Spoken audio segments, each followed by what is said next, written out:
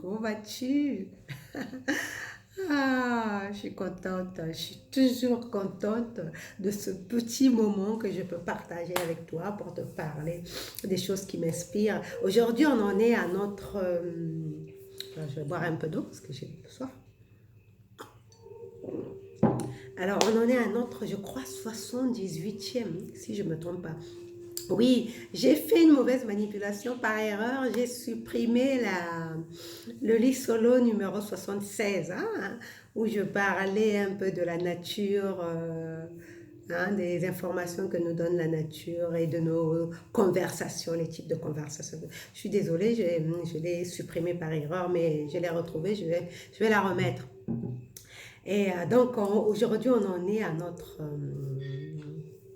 78e. Ah oui, c'est ça, 78. Ah, ça me fait drôle de voir mon bonnet.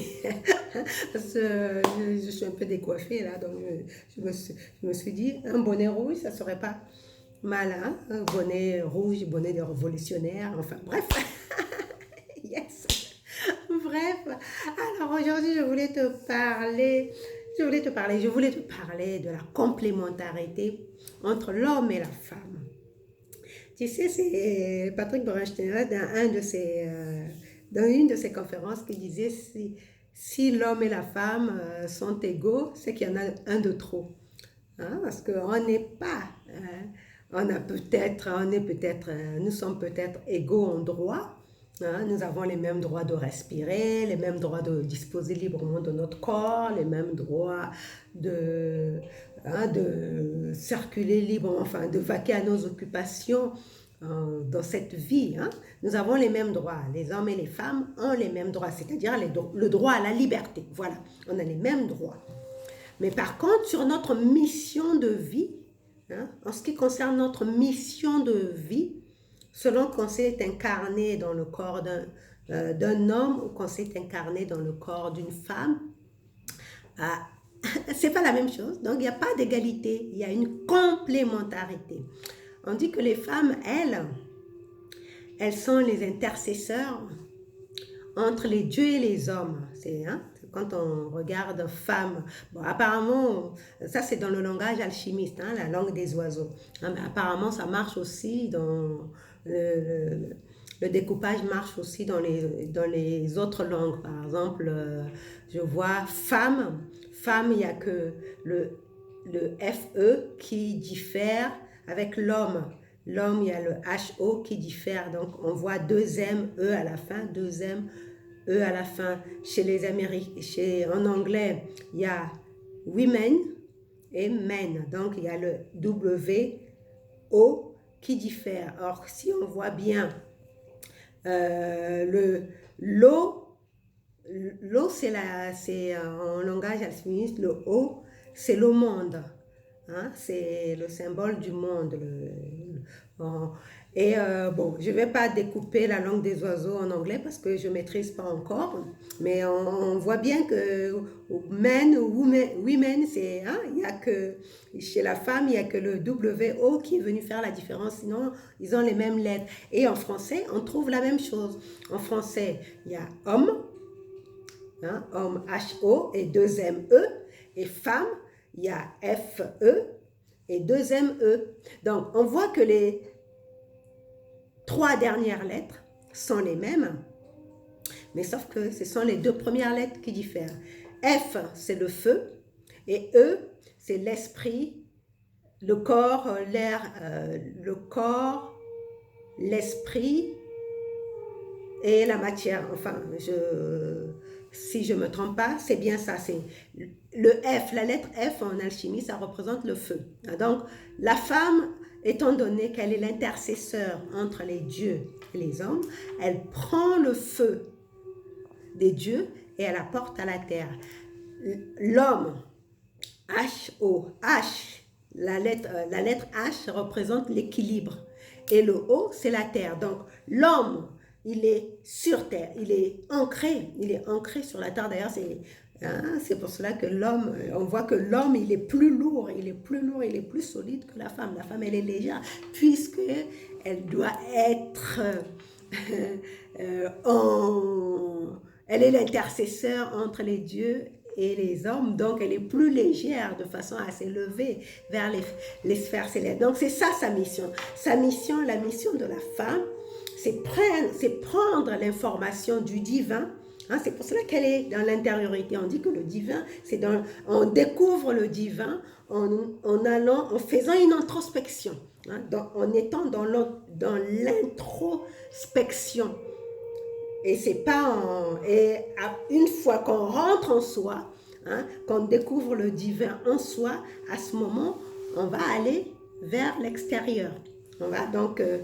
On rentre par notre côté féminin. Donc ça, c'est l'homme et la femme, ils ont en matière d'énergie, on a les deux énergies. Donc, on découvre Dieu par notre féminin sacré, c'est ce qu'on appelle le féminin sacré. Donc, cette introspection, donc, on découvre Dieu en allant à l'intérieur de soi et après, on va dans le monde. Donc, l'homme, il est dans le monde et la femme, elle est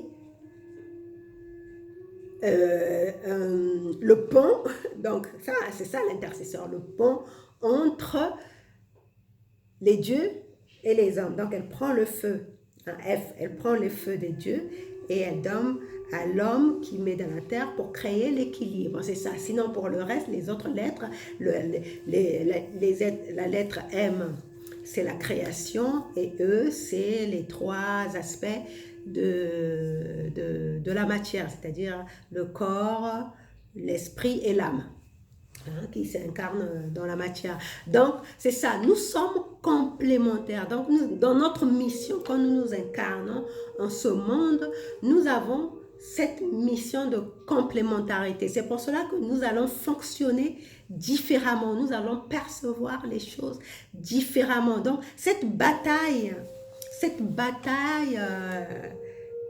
sur égalité ou pas égalité entre l'homme et la femme n'a pas de raison d'être, littéralement, en ce qui concerne notre mission. J'entends bien, en ce qui concerne notre mission. Quand nous comprenons que nous sommes complémentaires, complémentaires, hein, quand on découpe en langue des oiseaux, toujours on entend complémentaires, parce que l'homme et la femme, on se complète. Pourquoi je parle de ça? Parce que j'avais eu une discussion toujours avec mes frères, moi j'en ai beaucoup. Hein. J'ai, on va dire, une dizaine de frères. Hein, si je compte les enfants de ma mère et les enfants de mon père, ça me fait à peu près 10 frères. Donc, j'ai eu une discussion avec l'un de mes frères sur la polygamie. Hein, il semblait défendre l'idée que les hommes avaient le droit de prendre plusieurs femmes parce que, soi-disant, que les femmes étaient plus nombreuses que les hommes. Les femmes sur la planète seraient plus nombreuses que les hommes. Or, comme j'aime bien confronter les allégations des autres aujourd'hui, avec Google, on peut tout savoir. Donc, j'ai fait ma petite recherche Google et j'ai découvert qu'au dernier recensement en 2017, et même le dernier, c'était 2019, les hommes seraient plus nombreux. Hein, les hommes seraient plus nombreux que les femmes. Il y a plus de naissances garçons.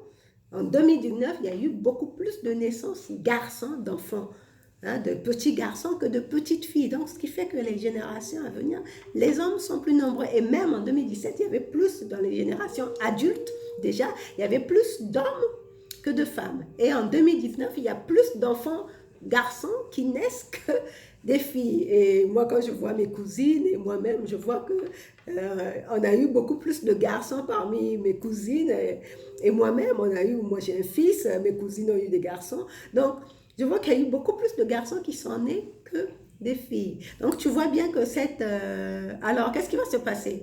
Ça veut dire que les femmes vont se prendre 3 maris? Ça n'a pas de sens de raisonner comme ça.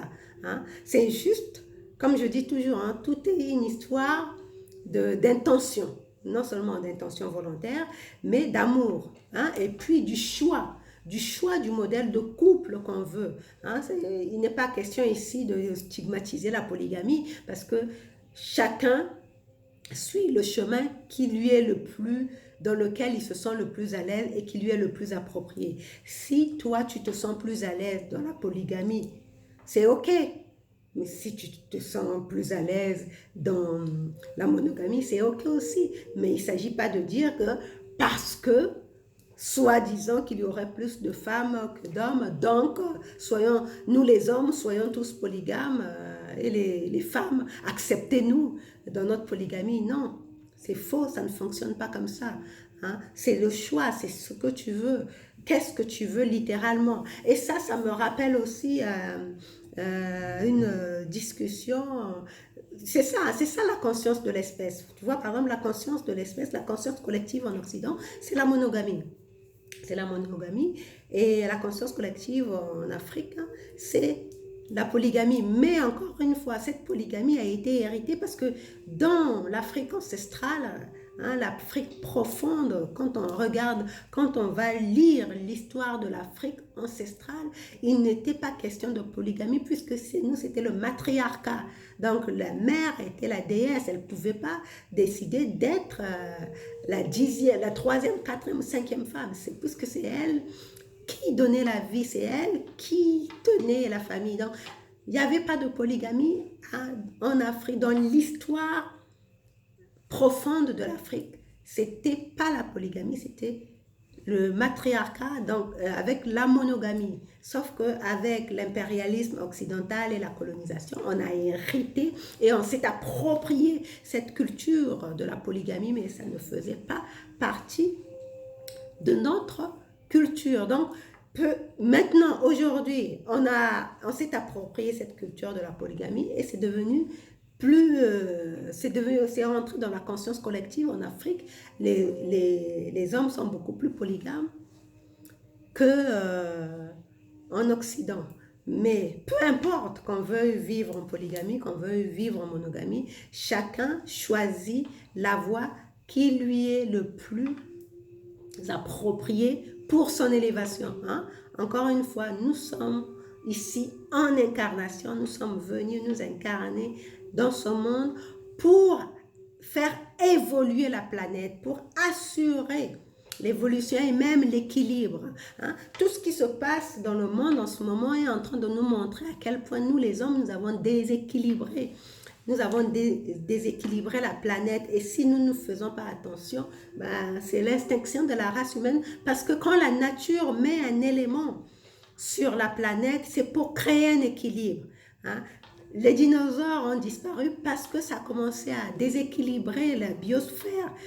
Donc, les dinosaures ont disparu. Or là, avec les êtres humains, nous sommes en train de vivre notre dernière chance de pouvoir sauver l'humanité, hein, en équilibrant les choses. Et donc, pour cela, c'est en fonction de notre conscience.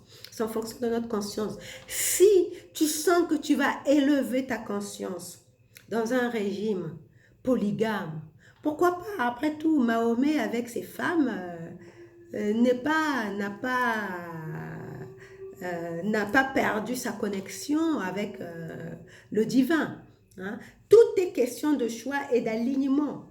Dès le moment où tu es aligné, depuis longtemps je dis que je vais faire un lit solo sur l'histoire un peu de Mahomet, sa relation avec les femmes. J'y pense, j'en ferai parce que c'était très très intéressant de voir ce rapport qu'avait Mahomet avec les femmes. Il est respecté à un point même et son choix de polygamie, c'était pas juste parce que c'était un libertin. C'était encore plus dans cette idée du respect qu'il avait de la femme. Donc, c'est pour cela que je dis, si dans ton choix de polygamie, tu sens que tu vas t'aligner avec, tu vas continuer à évoluer, faire évoluer ta conscience et t'aligner avec le divin. Pourquoi pas, c'est ton choix. Et pareil pour la personne qui choisit la monogamie, mais encore faut-il que tous les protagonismes dans ce choix-là matrimonial, hein, soient d'accord. Il ne s'agit pas d'imposer, de mettre, hein, comme je le vois souvent faire avec mes compatriotes, tu épouses une femme, tu lui assures fidélité et puis un jour, tu lui flanques comme ça que tu as pris une deuxième femme et elle n'a le droit de rien dire. Elle doit accepter parce que c'est comme ça, parce que tu es l'homme, parce que tu es le chef, donc elle doit accepter. C'est comme ça. Non, ça ne fonctionne pas comme ça parce que là encore, vous êtes en train de vous assurer justement, en parlant de vibration, bah, celui qui se sent frustré dans ce régime qui lui est imposé est en train de s'intoxiquer parce que ça devient une relation toxique puisque ça va être émaillé de crises de jalousie et de conflits. Ça devient une relation toxique. Donc l'autre va subir cette relation toxique et va baisser ses vibrations. Or, on ne veut pas du tout baisser nos vibrations. On veut continuer à gagner de l'énergie, entretenir notre énergie pour aller toujours vers l'évolution de conscience. Donc, quel que soit le régime matrimonial que tu choisis, sache que par rapport à ta mission de vie, tu es complémentaire. Vous êtes complémentaires, l'homme comme la femme. Maintenant, c'est à vous de vous mettre d'accord, dans cette mission de vie que vous allez vivre ensemble, que vous allez accomplir ensemble. Quel est le régime matrimonial dans lequel vous allez accomplir cette mission de vie? Hein? Parce que c'est bien beau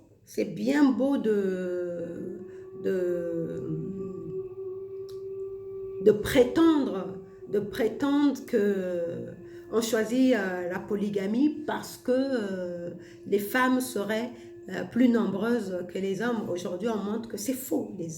Les femmes ne sont pas plus nombreuses que les hommes, mais malgré ça, il y a quand même des gens qui vont choisir un régime de polygamie, mais il n'y a pas, c'est OK. La seule chose, c'est la loyauté, c'est l'honnêteté, c'est que les personnes soient d'accord sur ça parce qu'on est toujours dans cette idée de se sentir bien, de se respecter, de se soutenir et d'évoluer ensemble afin de mieux accomplir notre mission de vie. Et notre mission de vie, rappelle-toi, c'est d'accomplir notre légende personnelle, hein, notre légende personnelle, c'est-à-dire de manifester le divin en nous pour faire évoluer la planète. Donc voilà, donc rappelle-toi que l'homme et la femme sont complémentaires et la mission de la femme, c'est d'être l'intercesseur, donc l'intériorité. D'ailleurs, on a souvent dit que la femme, elle est négative. Négative, ça veut dire quoi? Négative, ça veut tout simplement dire de l'extérieur, hein, elle prend l'énergie de l'extérieur et elle fait rentrer à l'intérieur. Alors que l'homme, c'est le contraire. L'homme, il prend de l'énergie de l'extérieur et il emmène vers l'extérieur. Et on le voit bien par rapport à sexe. Hein, le sexe de l'homme est orienté vers l'extérieur, alors que le sexe de la femme est à l'intérieur. Donc c'est ça, négative, la femme est négative, la femme est positive, l'homme est positif, mais ça ne veut pas dire que l'un est meilleur que l'autre. Hein. Sur la pile, il faut les deux. Hein. C'est là qu'on parle de complémentarité. Hein. Sur la pile, il y a des ions positifs, il y a les ions négatifs. Hein. Les deux ne sont pas positifs, sinon ça ne fonctionne pas. Hein. Donc il faut bien les deux. Donc il n'y a pas un qui soit meilleur que l'autre. Donc arrêtons avec cet ego, surtout les hommes, hein, il est temps d'arrêter avec cet ego qui ne te sert pas parce que soi-disant tu serais positif et la femme négative. Non, c'est une complémentarité, une réelle complémentarité dans l'accomplissement de notre mission de vie sur Terre et pour l'évolution de la planète et par l'évolution des consciences. Et en ce moment, c'est encore beaucoup plus urgent parce que la Terre a